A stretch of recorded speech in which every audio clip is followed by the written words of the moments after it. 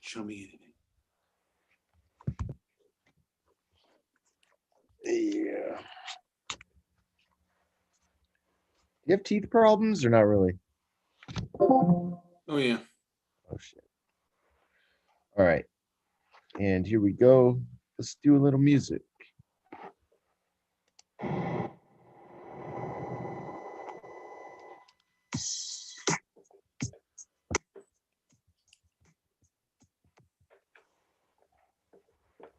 Uh-oh. I can't hear it. I know, because it stopped. Hold on here. What's going on? Computer? Don't fail me now. Don't fail, computer. We're getting it worked out. Well, we are getting it worked out. As we're getting it worked out, Joe, we're waiting for our musical intro. So bear with us. We do that. We may not have a musical intro, Oh man, what um, happened here? and Ah, if, and if that doesn't happen, so be it. We'll do other avenues. I noticed that. Here we go. There we go. It's coming in rather low, and maybe that's on my end. I don't know. That's probably your end. It's pretty loud right now.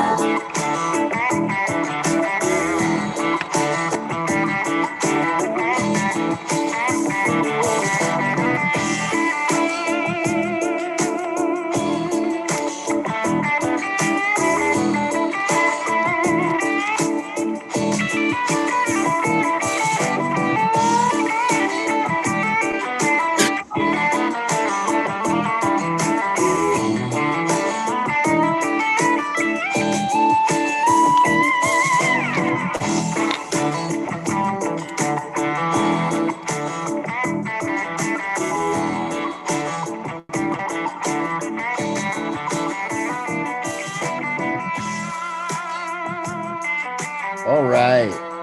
You're listening to Transparency and Merit with Brian and Joe. Tonight, Stoic Calm Bullies.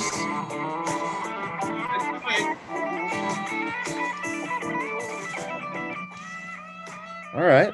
Well, Well, I'll what is tell there you to be something. said about the Bullies tonight? Well, Joe, there is there's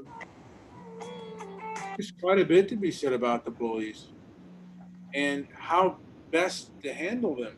I mean, they are, there's a potential for them always to be around, and they can make your life miserable, both um, both as an adult. I mean, as a child, and also as an adult. And what are the best ways to handle a bully? And I think in times past, we've handled it the wrong way. And the movies, mainstream media has often handled the way they've portrayed on how to handle a bully is often unrealistic and very bad advice.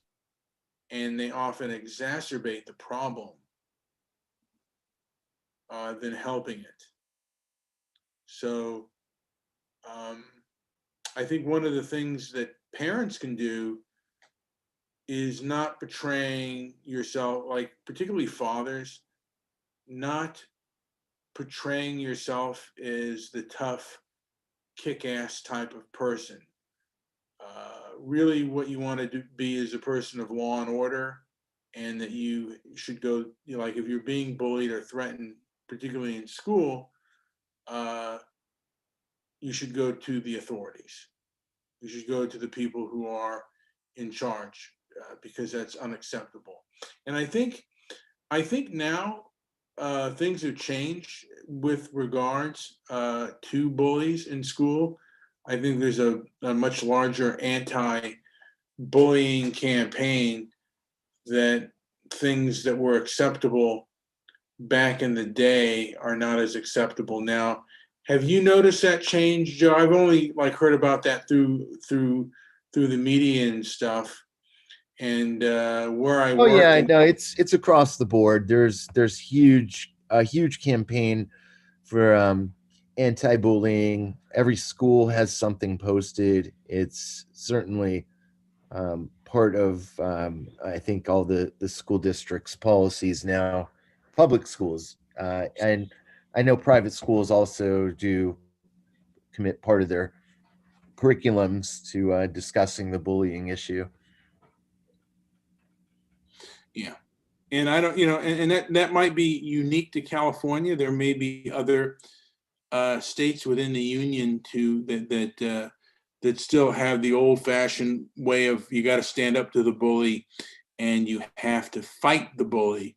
And I think that's a grave mistake, because usually the bully knows that the person they're bullying they can defeat physically.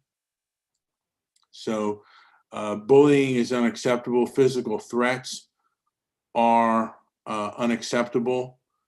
And just because another person can defeat someone physically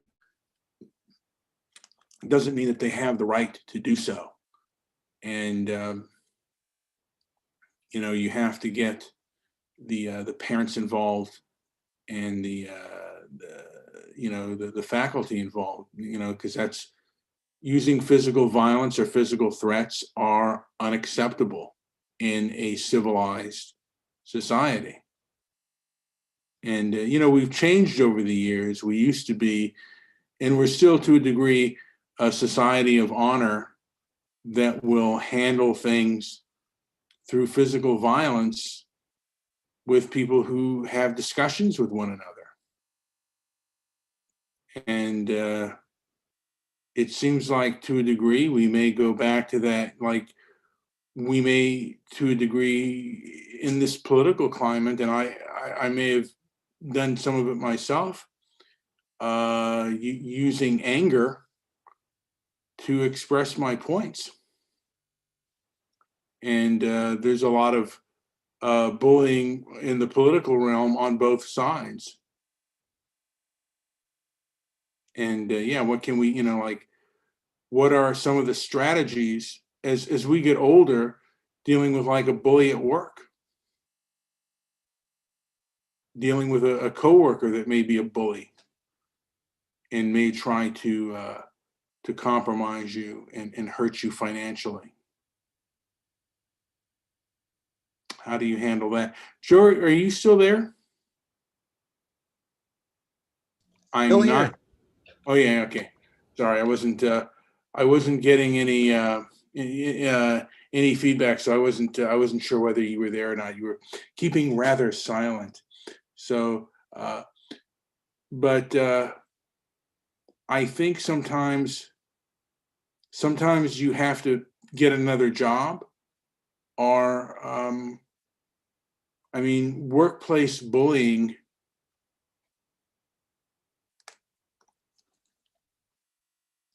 can be difficult. And if like, there are times when people will mistreat you, and overwork you, and not treat you fairly. Joe, have you ever been in a position at work where you felt you were treated unfairly to other coworkers? Yeah, of course. I think most people have that have kind of learned how things work. I about maybe 7 years ago, I became a supervisor, and it was the first real. I owned a business before, so excluding that, it was the first opportunity where I wasn't always feeling like, how do I get out of this position and get into a position where, I can demonstrate my leadership skills and kind of work with other managers to make sure that they're upping their game and not simply just clocking in and throwing their weight around. Uh, so I don't know. I think as a supervisor, I really excelled, um, but I've seen it at many jobs. I've had so many different jobs over time where I felt either I or somebody else that I was witnessing getting bullied or being treated in a kind of unfair way. And yeah, I'm sure it's super rampant. I've seen other issues where bullying became part of the discussion, and somebody was being accused of bullying, and I found it to be unfair. It's also worked in that way before. It's also kind of opened the door for people to, um, I guess, be kind of like crybaby ish, making making claims that didn't really didn't really fit the category in my view of bullying. So I suppose it's a bit of a gray area. What is exactly the line, um, between somebody who's maybe a tough manager or tough coworker to be around, and someone who's actually bullying? And so, yeah, I guess it gets to be a little bit of a hard thing to define.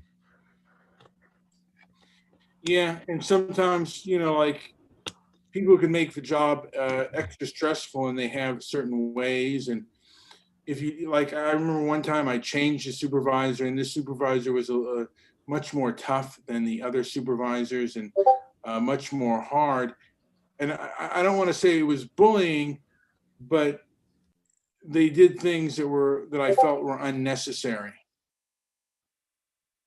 And um, it just kind of made me like want.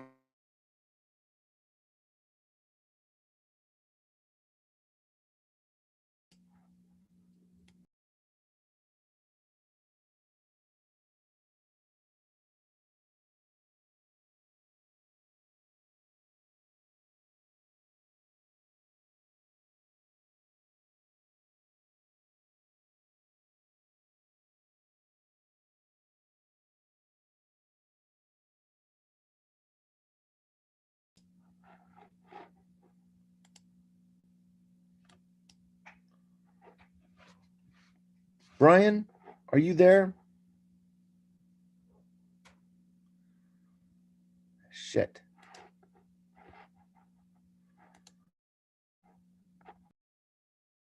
Brian, I cannot hear you at all.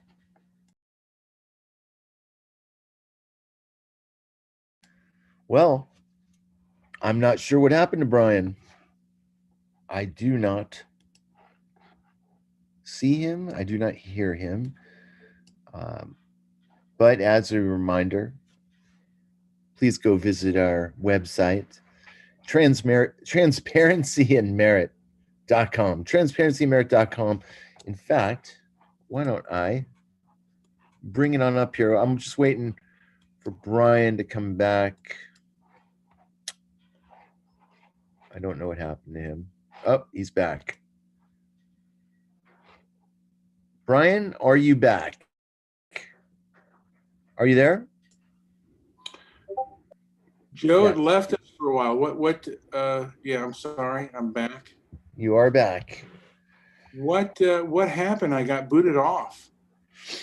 From Um, you probably pressed a button you didn't mean to press. I wasn't. I was holding my hands when that happened, Mm. so I didn't press any buttons. Yeah, I don't It, know.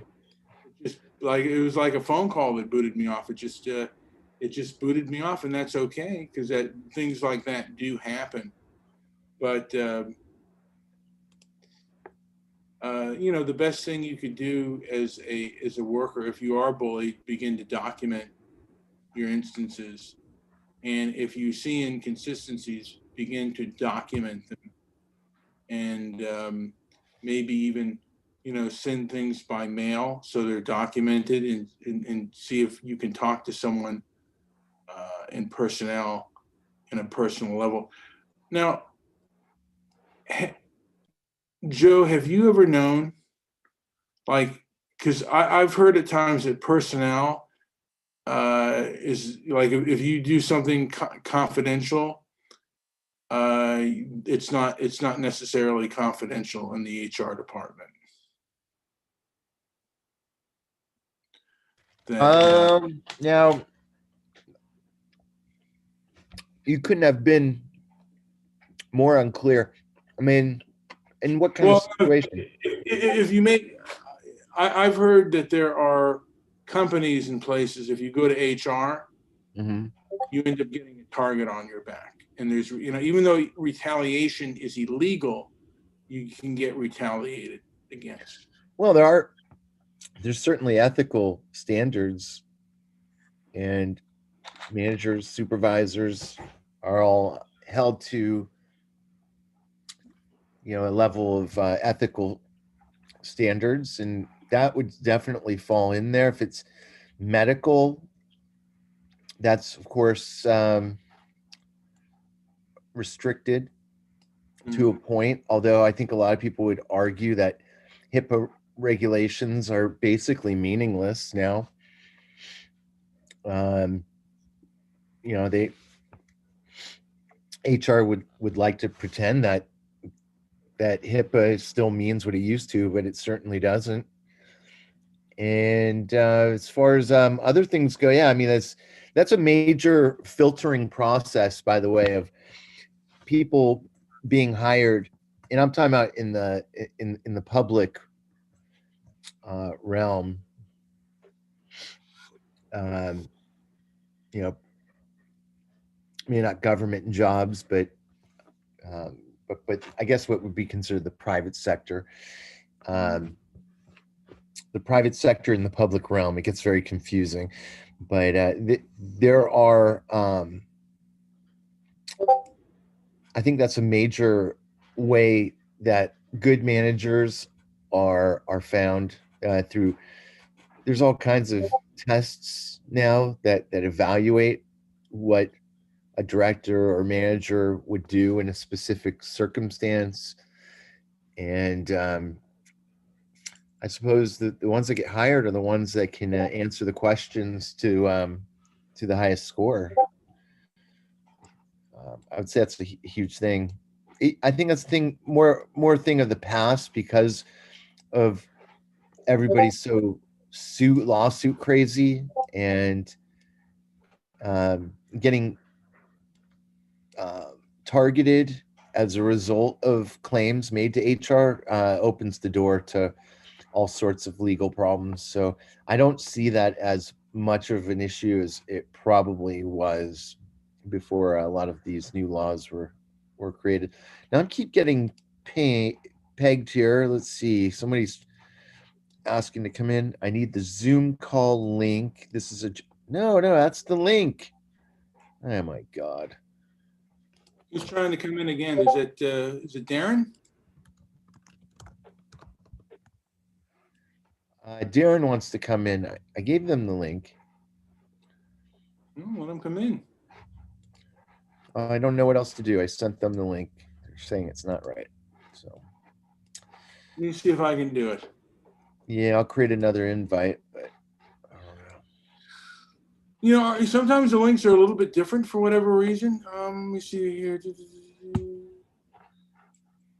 Let's see. Let me see if I can do it. Yeah. Yeah, I already sent them the link twice. You got to hit that link at the top, not the ones. There's two links in the middle of that text.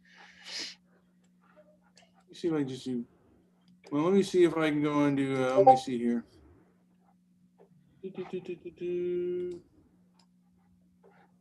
Let me see here. Let me go into Darren's server here. Dr. Fauci. Let me see if this one works. It is new for all of us, so I'm not sure if Uh, that can work. They, they have the link now. I resent the invitation, so if they can make it, great.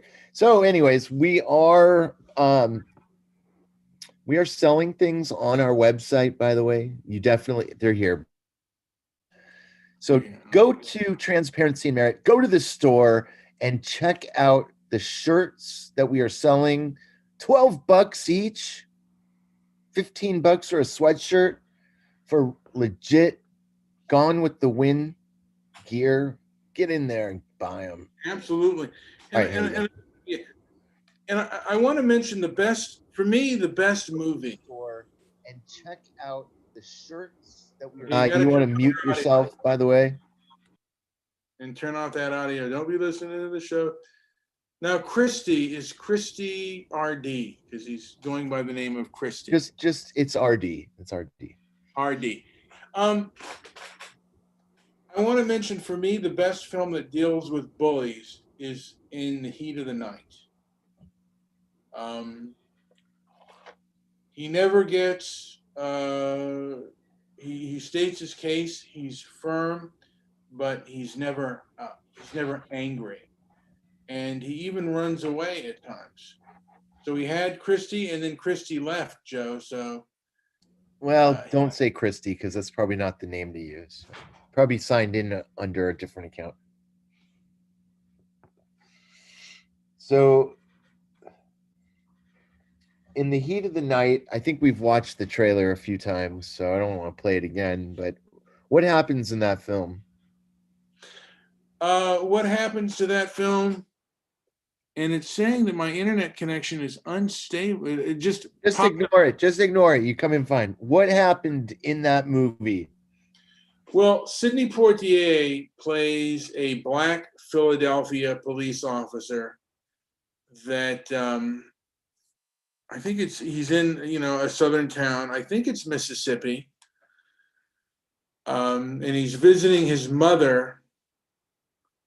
And a murder happens. He is accused of that murder at first, and then it turns out that he's a top Philadelphia detective, and he basically helps out. That's because the small town, they don't have the kind of they don't have the intelligence or the smarts and the dealings with that Sidney Poitier, because there's more murders in Philadelphia, Pennsylvania than there is in this small town in Mississippi. I believe it's a small. I mean, it's in Mississippi, but uh, and it's all the way he handles the bullies and the prejudice is really a tale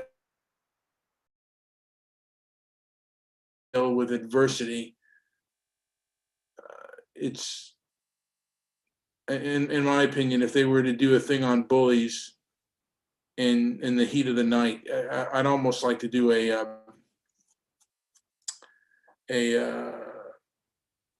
I don't know what you would call it, but like kind of a rundown, do a video saying how in the heat of the night is the best way to deal with bullies. I think that might be something that we work on a little bit later. Now we have RD in the house. RD, have you ever been bullied?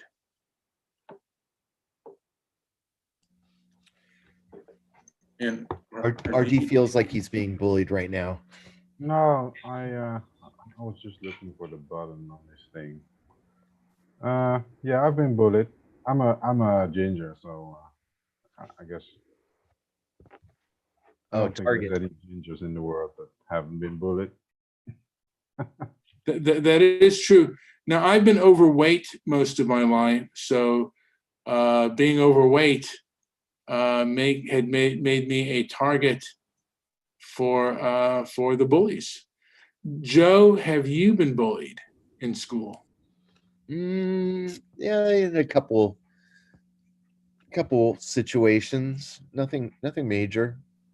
When I was younger, it didn't happen really after a certain age, but yeah, I did get some bullying action. Yeah. Well, it all depends on where you grow up, and sometimes how safe it is, and stuff like that. But you know, after a while, you develop. I think for me, being bullied gave me kind of a thick skin, and so things tend to roll off me. Although lately I have been angry. It's with issues I don't want to talk about on air, but I uh, I have been upset by things, and I try not to let that get to me. But what can I tell you? They do upset me, and I kind of try to process that and move on. And that for me is the best way to deal with it. By the way, I'm going to mention that I'm going to be starting my fasting on Monday. Just my water and tea, and water, tea, and maybe some soup. But other than that, I'm not going to eat any solid food. I'm going to see how long I could last.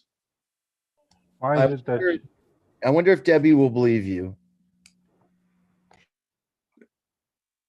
The only thing that matters is that I believe me. I was wondering, Brian, why don't you try the intermittent fasting instead of like the day long fasting? That's what I do. Well, RD, the intermittent fasting for me is harder than the fasting.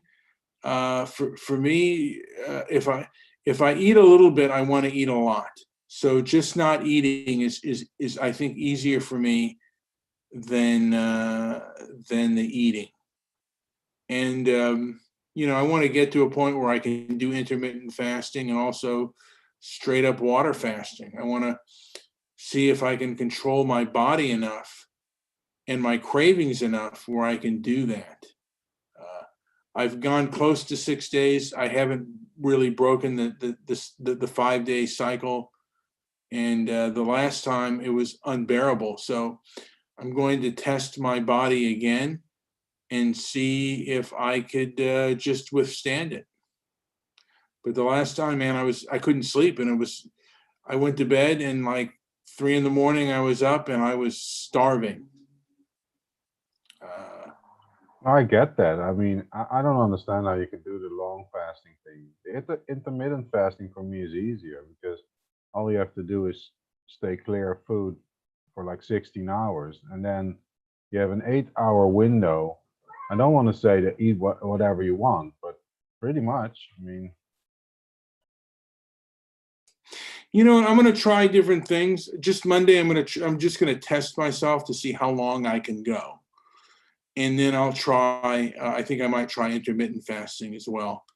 But this starting Monday, I'm going to see how long. I'm just trying to test myself, because each time I get a little bit further along on that finish line, and I want to see if I could go a little bit longer each time. I want to test myself out. But generally, I like the idea when it comes to dieting of making it a lifestyle change. And for me, fasting, while it might be helpful, it seems like a short term kind of thing. It's not really a sustainable goal. It's not like you want to. I mean, maybe for some people it is. Like some people, I've seen some people who take fasting to extreme limits, and they sort of are on this mission. I just don't see it as a sustainable thing for most people. Um, and intermittent fasting has also worked for me. I've I've definitely eliminated one meal out of my daily routine. It took me a couple years of trying, and now I rarely. I mean, it's maybe once a month when I eat before noon, and that was what I set out to do. And from there, it's easy. Then I, just maybe even snack for lunch, go into dinner, and then allow myself for another snack in the evening. And that way, I've really kind of, for me, it's been this great change, and it's helped me maintain my weight. Yeah, Well, I don't even do it that way. I have normal breakfast. I just stall it like a few hours. I have breakfast at like 9 or 10. I have a normal breakfast, but I don't go to bed as late as you guys do. So that's probably the difference.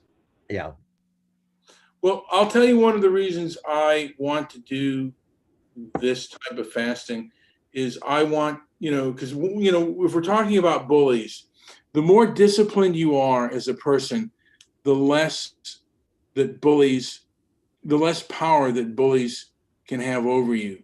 Bullies attack the weak.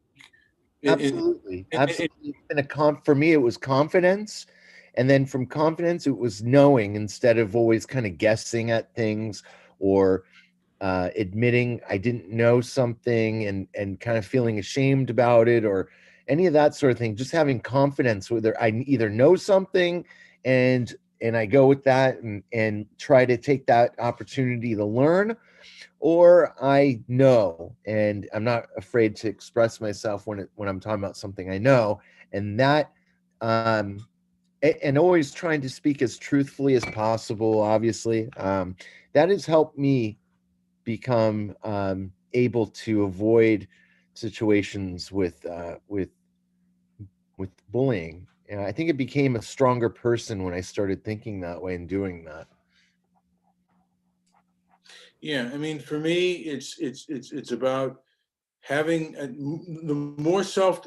I think as a person, the more self discipline you have, the less other individuals, the more pain you can inflict upon yourself, and the more you can endure, the less that others can do to you. You know, um, the more physical pain you can take, the less others can inflict upon you. So it's always good to test, and not eating is painful. It's a thing of pain endurance.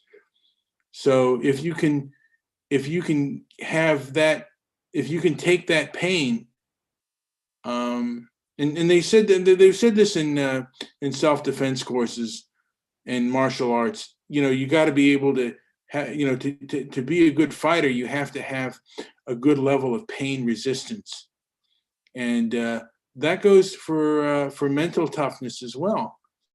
The more mentally tough you are, the less others are going to be able to bother you, and that's one of the reasons I'm doing that.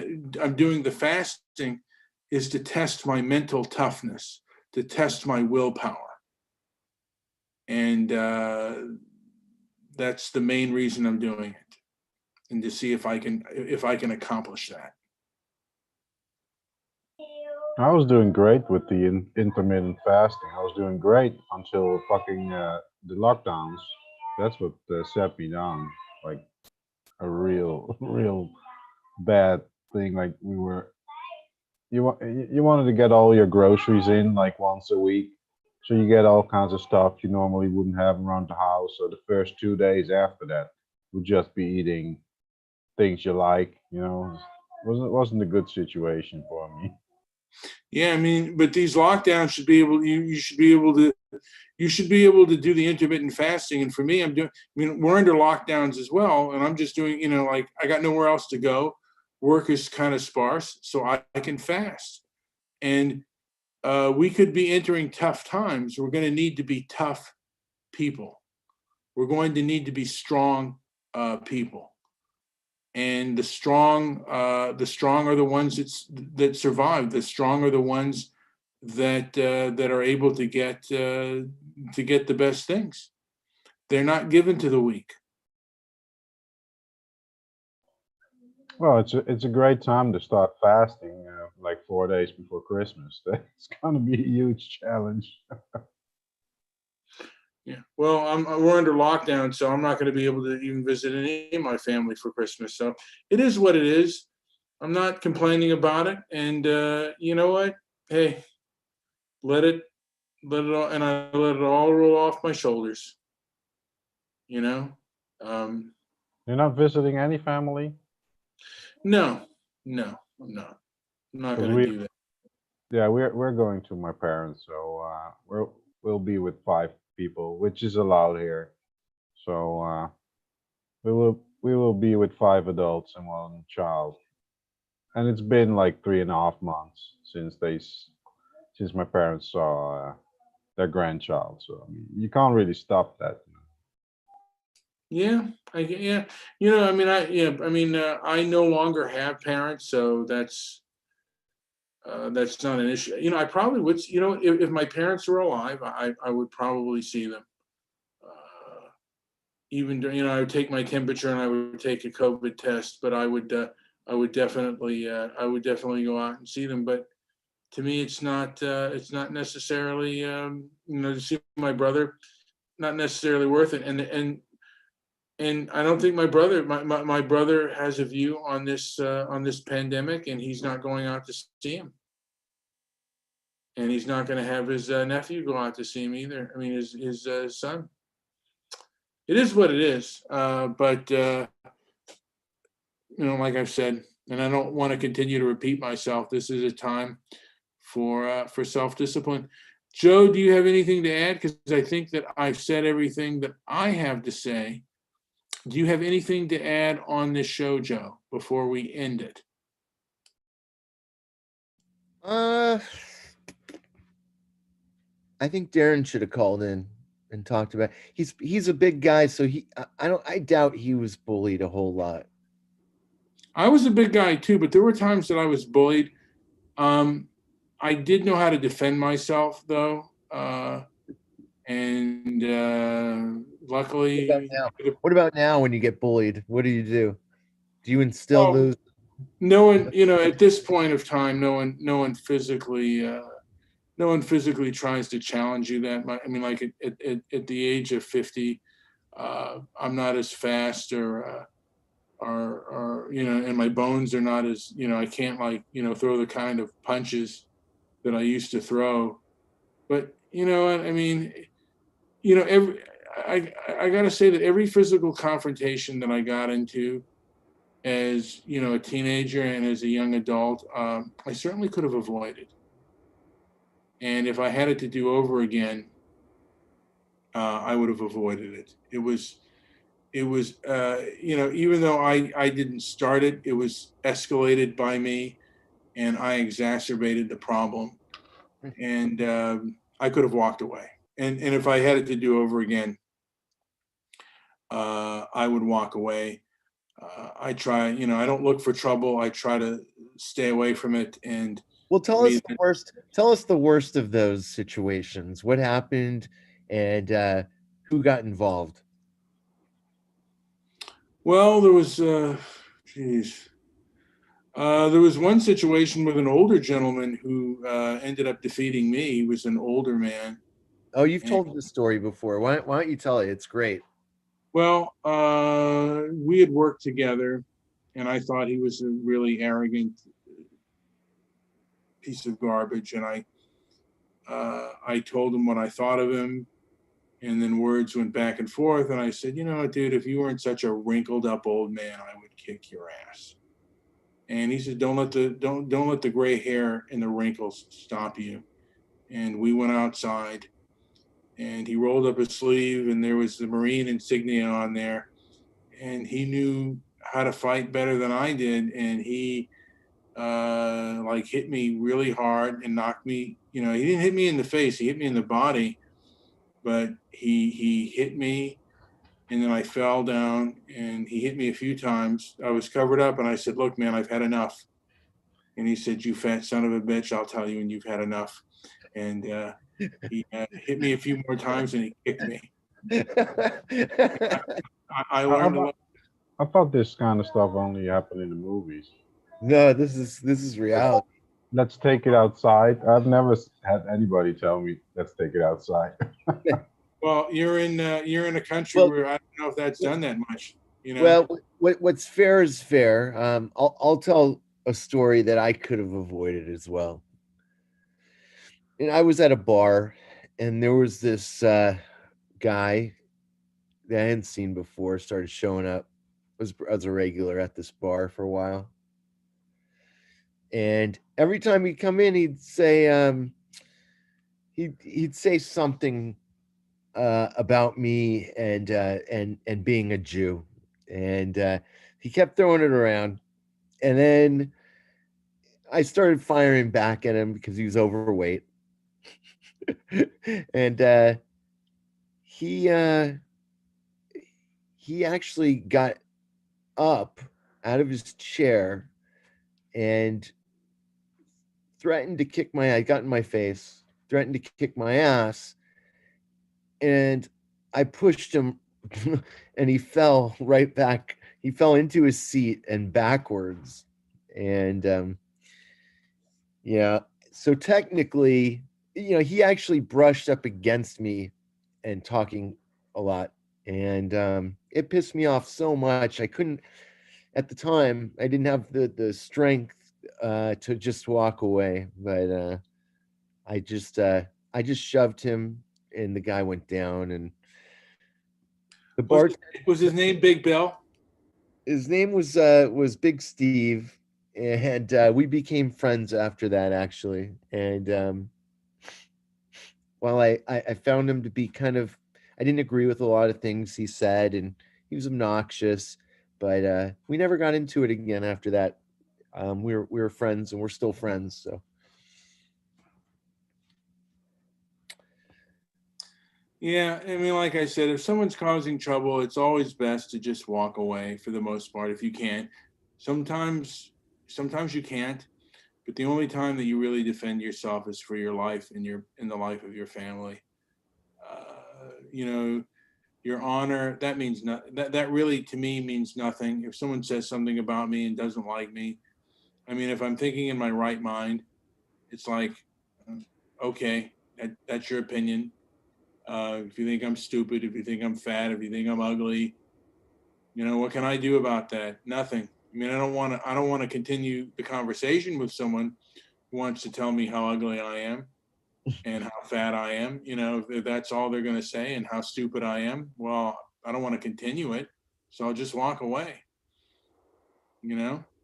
that's called breaking a cycle. If it's something that you allowed to get to you, and something you didn't previously walk away from, and now you're walking away from it, I would say that's people should be not as afraid, or yeah, I think people are sometimes afraid to make that change. And even if you I wonder, though, if you were in really good shape and physically you were more confident and stronger than you are now, do you think that you would still apply that way of thinking, or do you think that your arrogance would return, and maybe you wouldn't back away? Well, my belief is they're either telling a truth or a lie. Mhm. And if they have the need to tell me that I'm fat, which I already know that I am, and if they have the need to tell me that I'm stupid or ignorant on things, which that's probably also true too, um, what's the point of having a conversation with someone who wants to just put me down? What good does it do? None, Yeah. none. So, and there are people that have called our show that habitually, that will, they come here to habitually put down our show.